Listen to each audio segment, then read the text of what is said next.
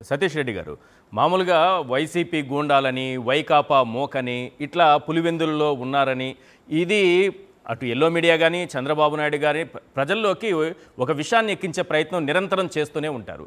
కానీ ఇన్ని దాడులు జరిగినా మళ్ళీ వైసీపీ మీదకే వెళ్ళేటటువంటి ప్రమాదం ఉంటుందా? ఇది నిరంతరం చంద్రబాబు నాయుడు గారికి ఉన్నటువంటి అజెండా ఏంటంటే ఆయన చేసే తప్పులన్నీ ఇతరులకు ఆపాదించడం. ఈరోజు ఏ పాపం చేయనటువంటి వైఎస్ఆర్ కాంగ్రెస్ పార్టీ ఈరోజు అపోజిషన్లో ఉంది.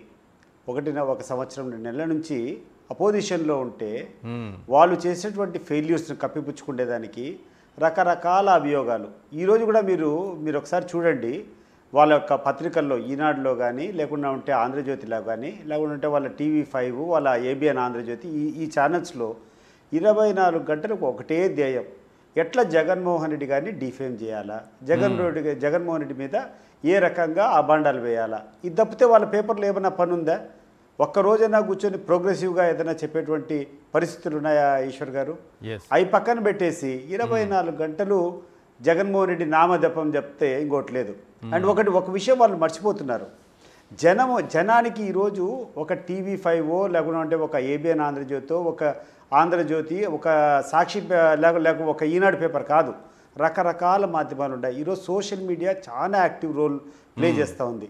ఎవరికి సంబంధించినటువంటి విజువల్స్ వాళ్ళు పోస్ట్ చేసుకుంటున్నారు. వాస్తవం ఏందని గ్రహించేటువంటి శక్తి ఈరోజు ప్రజలకు ఉంది.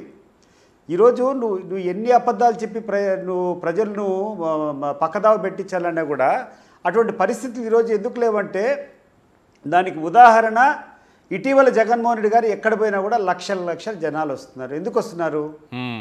నువ్వు చెప్పింది నమ్మితే ఈనాడులో రాసినటువంటి రాతలను, లేకుంటే ఆంధ్రజ్యోతిలో రాసినటువంటి రాతలను జనం నమ్మితే ఈరోజు తిరస్కరించాలి జగన్మోహన్ రెడ్డిని. 5 మంది కూడా పోరు, కానీ అంత పెద్ద సంఖ్యలో పోతున్నారంటే ఎవరిని తిరస్కరిస్తున్నట్టు వీళ్ళు ప్రజలు?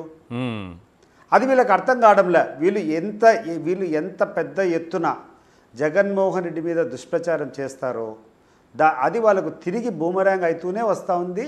ఈరోజు జరిగేటువంటి ఎన్నికలు కూడా, ఈరోజు జరిగినటువంటి ఒక జెడ్పీటీసీ పోయినంత మాత్రాన వైసీపీకి ఏమీ పోదు. ఇట్లా చిన్న ఎలక్షన్స్ కొన్ని 100 పోయినా ఏం కాదు. కానీ ఈరోజు ప్రజల హృదయాల్లో ఇటువంటి కార్యక్రమాలు చేయొచ్చా? దీనికి సమాధానం వాళ్ళు చెప్పుకోవాలి కదా. ఖచ్చితంగా శాంతి కామికులు కొన్ని 100 మంది ఉంటారు, కొన్ని లక్షల మంది ఉంటారు. చాలా పెద్ద పర్సంటేజ్ ఉంటుంది. ఎవరైనా అక్రమాలు చేస్తుంటే వాళ్ళు నిలదీసే వాళ్ళు, ఇది మన సాంప్రదాయం కాదని చెప్పేవాళ్ళు కొన్ని 100 మంది ఉంటారు, లక్షల మంది ఉంటారు. వాళ్ళందరినీ కూడా కన్విన్స్ చేయాల్సినటువంటి పరిస్థితిలో ప్రభుత్వం ఉండాలి తప్పితే, ప్రభుత్వంలోకి వచ్చిన తర్వాత మన అనే భేదం ఉండకూడదు. అందరినీ సామరస్యంగా చూడాలా. ముఖ్యమంత్రి అయిన తర్వాత అతను ఒక పార్టీకి ముఖ్యమంత్రి కాదు. ఫస్ట్ నేను చెప్పదలుచుకుంది ఏంటంటే చంద్రబాబు నాయుడు గారికి, అయ్యా నువ్వు ముఖ్యమంత్రి ఒక తెలుగుదేశం పార్టీ క్యాడర్లకు కాదు. గడిచిన ఎన్నో మీటింగ్లో కూర్చొని నువ్వు మాట్లాడుతున్నావు, తెలుగుదేశం తప్ప వేరే జరగదని చెప్పి. ఇది ప్రజాస్వామ్యంలో first quality for your disqualification. ఇదే వాద్యాన్ని నువ్వు మాట్లాడేటువంటి మాటలను కోర్టులో వేస్తే you will be disqualified or you will be ask for the explanation. ఇదే పరిస్థితి జగన్మోహన్ రెడ్డి గారు వచ్చినప్పుడు ఫస్ట్ మీటింగ్లోనే ఆయన కూర్చొని స్పష్టంగా చెప్పాడు, పార్టీలు, కులము, మతము ఎవడని చూడొద్దండి, ఎవడైనా సరే అర్హత ఉంటే వాళ్ళకి చేయండి అని చెప్పాడు. You can show both the clippings, ఈయనేమన్నాడు ఆయనేమన్నాడు. సో అటువంటి వాతావరణాన్ని వదిలిపెట్టి మంచి చెయ్యబ్బా, మంచి చేసుకొని గెలుచుకో, ఏముంది? నీ దగ్గర ఈరోజు ప్రభుత్వం ఉంది, నువ్వు ఇచ్చిన ప్రామిసెస్ ఉన్నాయి. ఒకవేళ చేయలేకుంటే నేను అట్లా కాదు ఇంకొక రూట్లో పోతున్నా అని చెప్పుకో. కానీ దౌర్జన్యాలేంది, ఏమైనా దాడులేంది, కూర్చొని మళ్ళీ పైశాచికంగా నవ్వుకోవడం ఏంది? నువ్వు దాడి చేయాలనుకున్నావు అనుకో, ఇక్కడే మేమేమైనా 100 మంది బాడీ గార్డులు పెట్టుకొని పోతున్నామా? నీ మాదిరి మాకేమైనా జెడ్ కేటగిరీ ఉందా? ఎవడైనా కొట్టచ్చు, ఎవడైనా పోవచ్చు.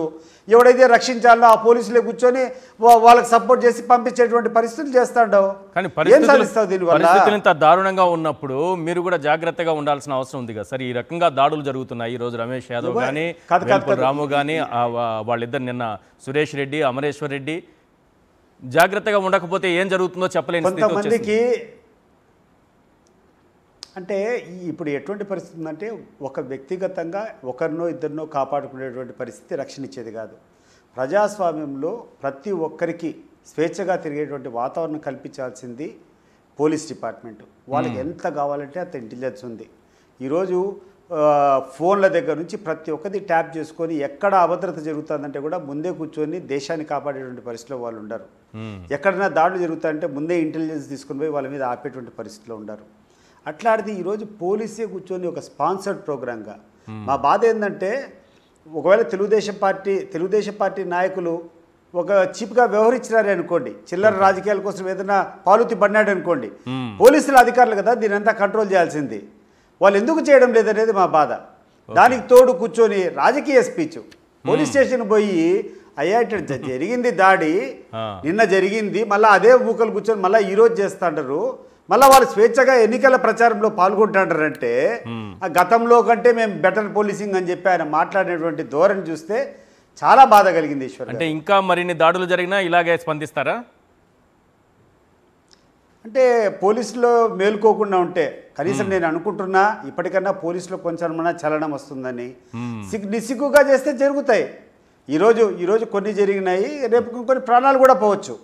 కానీ ఒక విషయం స్పష్టంగా చెప్తున్నాం, మేమైతే మా ప్రజాస్వామ్య స్ఫూర్తిని విడవబోము. తప్పకుండా మా యొక్క రైట్స్ కోసం, మా హక్కుల కోసం, మా యొక్క పార్టీ కోసం మేము పోరాడుతూనే ఉంటాం. ఏం జరిగితే జరగని, ఏమి జరిగినా కూడా దానికి సిద్ధం, ఫేస్ చేయాల్సిందే.